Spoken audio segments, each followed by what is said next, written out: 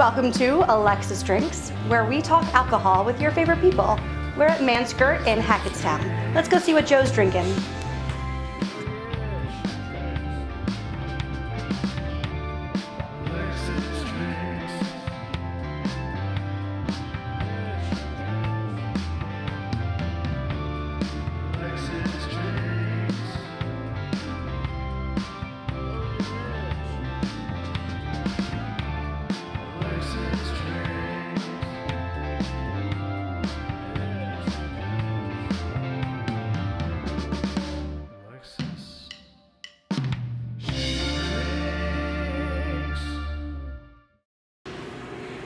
Welcome to another episode of Alexis Drinks. We are in Hackettstown, New Jersey, home of the M&M's factory, and Man Skirt Brewing. Here with owner Joe Fisher to drink the stuff he likes to drink and also the stuff he likes to make. Cheers, Joe. Cheers. Nice to have you here. Thank you so much. So, what exactly, we're flipping this script a little bit by starting with some Man Skirt just to... Yeah, well, I thought it was important to start with a little bit of draft beer because this is our Baltic Porter. Oh yes. It's fully regimental, which... We're on fire. Yes, this clearly. This tape is on fire. Anyway. This town is on fire. So fully regimental is our Baltic Porter. And what makes a Baltic Porter a Baltic Porter? It is high alcohol, like 9%, give or take a little bit. And this one is made as a lager, which is a little different from most porters, which are made as ales. So that makes it a little drier, a little crisper, a little lighter, a little easier to drink, despite being 9% beer. Yeah, thank you for warning me, because yet again, you were going to drink me under the table. Yes. It was going to be great. It's good times. It's nice, it's crisp. It is light. I would drink the crap out of this, and I'm not always a porter drinker. Thank you for saying so. Yeah, and it has a lot of really nice chocolatey notes in there, which I like an awful lot. Yeah, no, it's glorious. It's glorious. So, we're going to get back to this a little later because there's other fun stuff happening, but what do we have that you like to drink from anywhere in the world?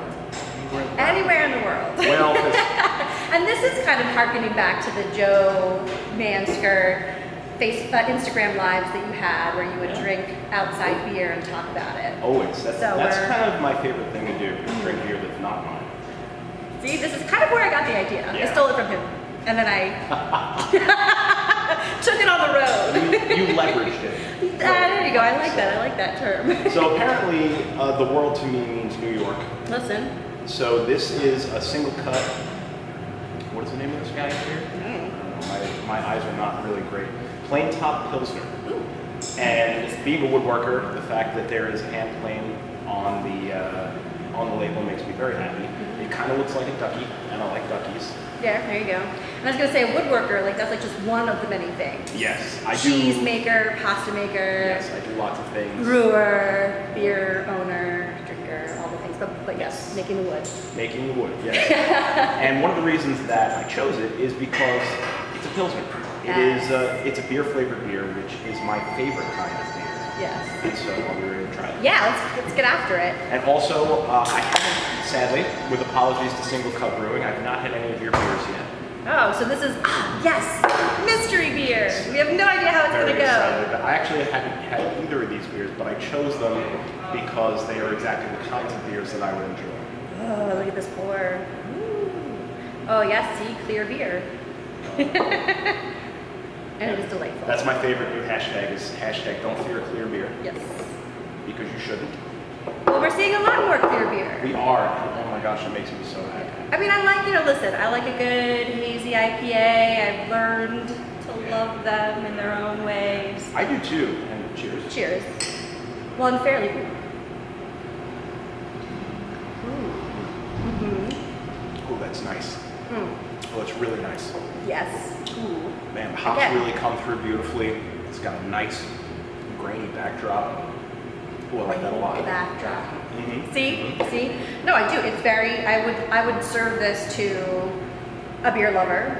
I would serve it to a non-beer lover. I would serve it to someone who thinks they know beer, but actually just knows Budweiser.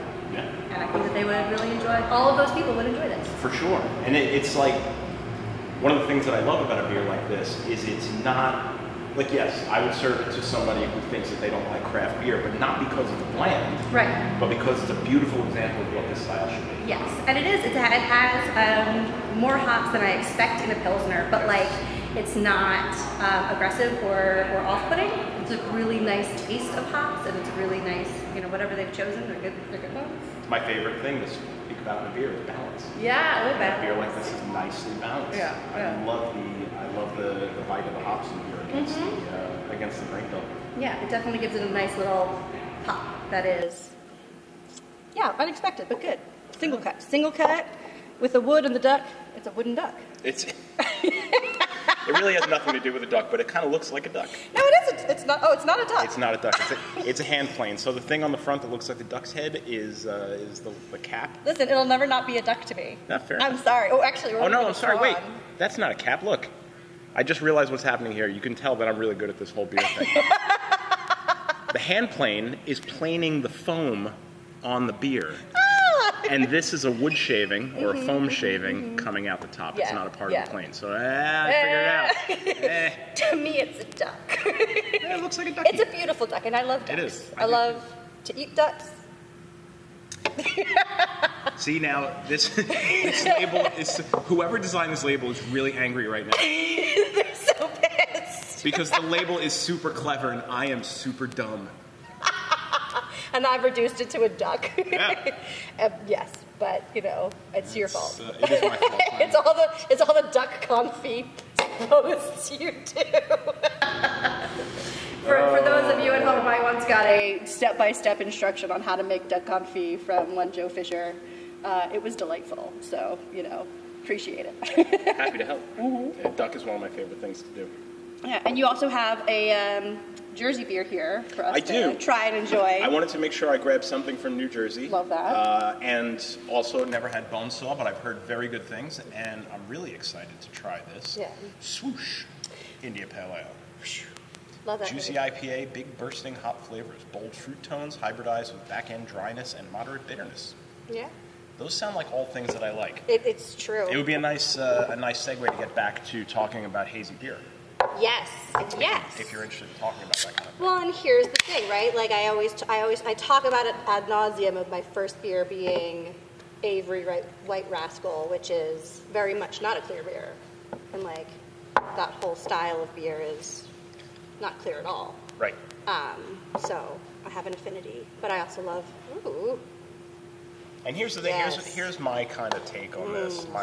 I guess would it be a hot take? Hot take or cheers. Drunken take. My hot take on this.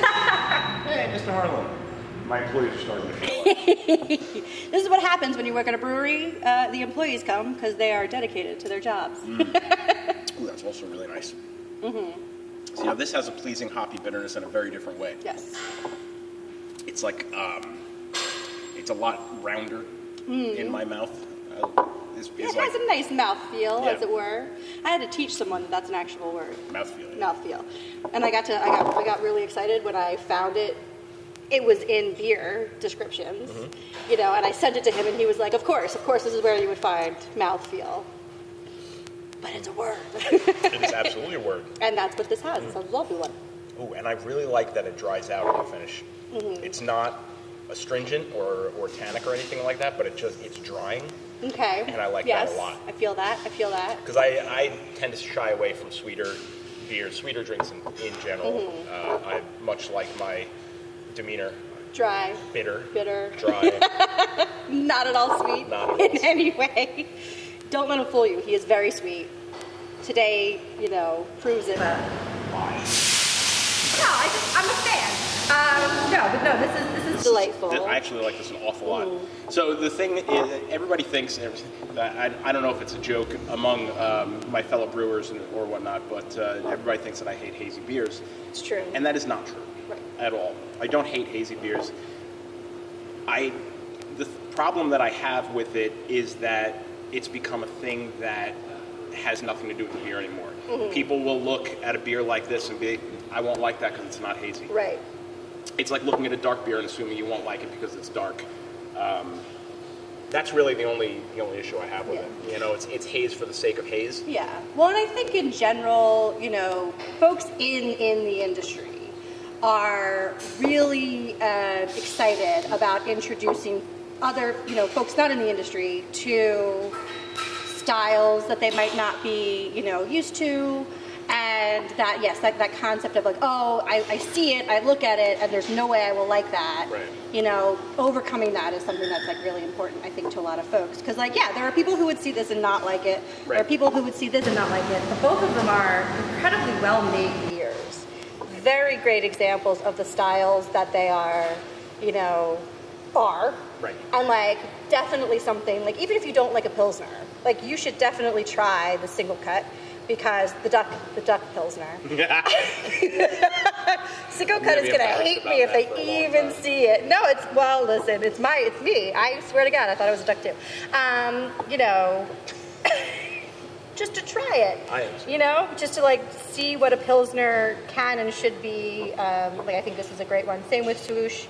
Bonesaw is close to my heart. I love Bonesaw. Well, it's close to my home as well, but it's close to my heart because like I know the woman that basically runs a lot of their operations. She's fantastic. Nice. I think met her maybe once before. Erin. Oh, yeah. Yes. Well, listen. We used to do industry nights. I used to force people to like each other. I like everybody. Of course you do. Everyone does. But industry. It is a great industry.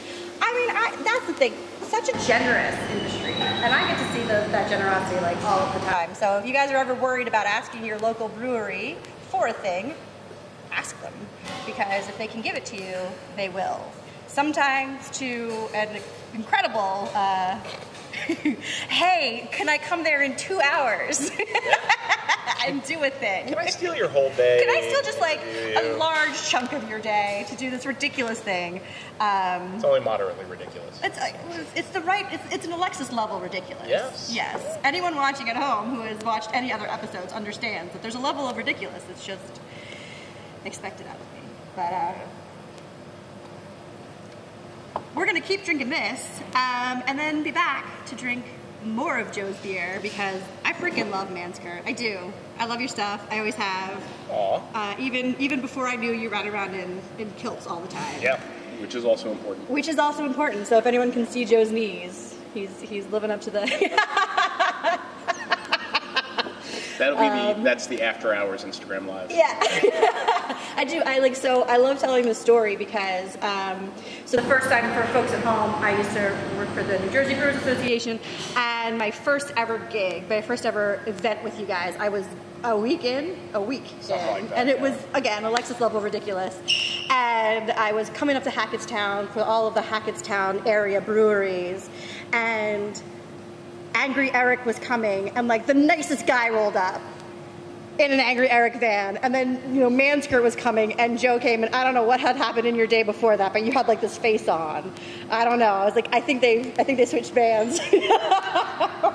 But then you popped out, got your skirt on, and we all had a miserable day because it was a hurricane in October. But we had a great time with each other. There was a lot of karaoke. There was a lot of that was a good time. It was a good time.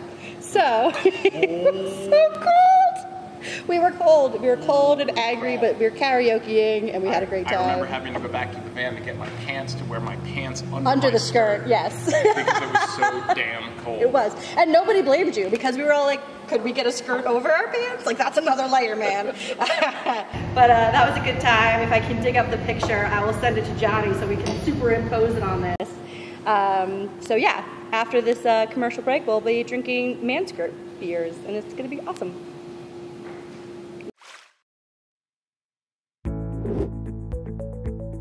BruYou is the app to send and receive drinks. Buying a drink with BruYou is easy. First, select a recipient, choose the location, and then pick a drink from their menu and send it out. It's easy to stay connected with the people you care about with BruYou. Whether it's a birthday or promotion, or just because, sending a drink with BruYou is great for any occasion. When someone buys you a drink, you'll receive a notification with the details, and the drink will be stored in the app until you redeem it. When you're ready to redeem a drink, follow the prompts and show the bartender the confirmation screen. Once your drink is received, close it out on the app and say thanks. Then, cheers! You just received your first drink on BruYou. Available for download on the App Store and Google Play Store. And we are back here at Man Skirt Brewing in Hackettstown with owner Joe Fisher.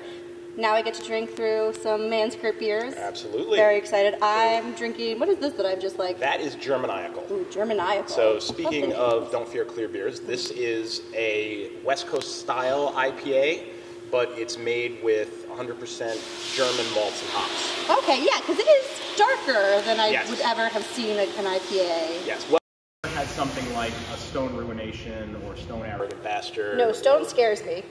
Yeah, exactly, as it should. Well, I was introduced to Stone when I was still drinking the like fruited wheat beers. It says right on the label that you're not worthy. Correct, and I believed them, and I like totally listened. I was like, yep, you're right, I'm not, thanks though, thank you.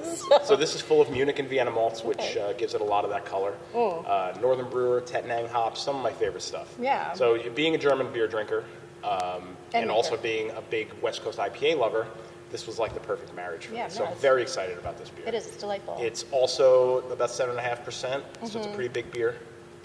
Joe feeds me with big beers. Yeah. And then scotch every once in a while. Every once in a while. Yeah, because I love you. Maybe not quarts of said scotch. Listen, quarts, I mean, that was a bourbon, and it was not a whole quart. It was close.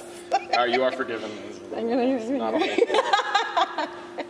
But so, and we've been drinking your Baltic Porter. Yes, we've been drinking my Baltic Porter. But we have a fun story. Super fun Baltic Porter. So, fun story. Yes. This Baltic Porter bottle is from 2019, when I was putting big beers in bottles like this, and I have since become lazy and don't do it that often anymore. But I have 3 of these bottles left from 2019, and this is one of them. So now we're down to 2. Now we're down to 2. So my intention was to auction off these guys and donate the proceeds, probably to Project Self-Sufficiency here in New Jersey, which is an awesome nonprofit. That you got dunked for. That I got dunked for, recently. yes. Love Yeah, that. back when I did the dunk tank, we also donated to them. The Dunkle tank. Now, was that, I mean, I know I asked you this already, but I feel the need to ask again on the record. That was actual beer that you got dunked into? Oh, that was literally the beer. Yeah, because we didn't like the beer. So what happened was the beer, the way it fermented, it had an off flavor that was it's phenols. So it's like, it tastes kind of Band-Aid-y, iodine-y. Definitely don't want to drink a beer that tastes like that. Well, it's a normal flavor in some beers, like especially Belgians, but only up to a certain point. Right. This was unpalatable bad. Yeah. And so I was going to run it down the drain, because I'm not going to sell you guys unpalatably bad beer. Appreciate that. And I asked my staff, what can I do silly to put it on social media? And Harlan said, it's a Dunkelweiss. Make a Dunkel tank. Yes! Oh my gosh. I did meet Harlan once. Anyway, Eric, carry on. I just had a memory. It's fine. No, that's perfect. Yeah, so there's a party rental place down the street that literally had a dunk tank in stock. Did you warn them that you were going to fill it with beer and not water? I did. Okay, good. I did. I was like, listen, That's guys. a good partner. I gotta ask. How do we feel? So there was about 210 gallons of beer, and then I added another 200 gallons of water. Okay, yeah. And I added warm water because it was October. It was cold. I was like, what is he doing? But yeah, I spent like 90 minutes getting dunked in my own beer, and it was fabulous. Love it, love it. So I fully already forgot the name of the charity, but you raised money for Project Self-Sufficiency. Project Self-Sufficiency, and now you're gonna maybe auction off these 2 bottles. So that was the story. I was going to auction them off, story. But I didn't want to auction off bad beer. And since this beer is 3 years old, I figured we'd test it on camera here and make sure it's safe for human consumption. I love being a beer guinea pig. I'm not gonna lie. It's something that I truly, or for anything you want to feed or drink me. I'm not gonna say it. Anyway, I will. I like to try things. What's in that beer? Everything. No, it's just me. But no, we have beer. I'm excited. Me too. I'm actually really looking forward to I think it's gonna be tasty. I think it's, and so we have this year's Baltic Porter. Yes. So that was what made me think of it, because I still have this year's. Ooh. That's a good sign. Well, it pops and there's a little puff of carbon dioxide comes out of there. Very excited to see that. So you think there's gonna be bubbles? The appropriate type of bubbles? I don't know. Don't listen to me. Oh, there are bubbles. I said, what did I say at some point? And it was like, ooh, yes, okay. Well, that's beautiful. That is gorgeous. Right. Oh, and it's dark. It's a gorgeous color. It's like I want furniture in that color. It is. It's got like a nice redness to it. It's a rich mahogany. A rich mahogany. Oh, I love that. The woodworker kids. Oh, cheers. I love that like sweet, caramely, syrupy. Yeah, absolutely. Like raisiny, datey, Yeah, that a little kind of molassesy kind of. Yep. Mm-hmm. Oh man. Yeah. Mm-hmm. Mm-hmm. Oh man. I'm gonna take this home. Oh man. That is gorgeous. This beer's really good. This beer is really good. You should. I should open a brewery. I was gonna say you should bottle the rest of this year's porter. I don't think this year's is as good. Well, I mean, because it's been aged. Not necessarily. This one's got like time and experience to oh God, no, this is gorgeous. Oh. Wow, yeah, this year's is good too. It's got a nice body, like a richness of flavor. I feel like the like chocolate notes are coming out. I say it that way because I have no idea what I'm tasting, but it's good. That is fabulous. It's got a little bit of that kind of Russian Imperial Stout umami Yes. to it. Love that. A little savoriness. Yeah, no, this is... Man, it's nicely carbonated. I probably shouldn't be surprised, but I'm surprised. This is wonderful. I make good beer. So I keep wanting to call this the Mexican lager because it was the first thing. Oh, we should get you one of those. Would you like one? Yes. Would you like con or sin jalapeno? Con. Yes, correct. So Joe's going elsewhere to make beer. And I'm going to sit here and look pretty, drinking all of his beer. Or we could do a pause and do the... Thanks, Johnny. All this beer. All right. Ooh, oh, okay, sorry. There's an actual jalapeno floating in it. There's a literal jalapeno. When you said, con jalapeno, I thought maybe like you had it conditioned on jalapenos. No. But it's a nice... It is a literal fresh jalapeno. Love that. And the thing that I love about it is, yes, you get a little bit of heat from the jalapeno, but mostly it's that beautiful fresh cut pepper aroma that hits your nose as soon as you put it up to your face. Oh, it does. It kind of smells like a bell pepper. Yeah. Yeah. But it's like a sharp bell pepper in your nose. And this is why you pour your beer out into glasses.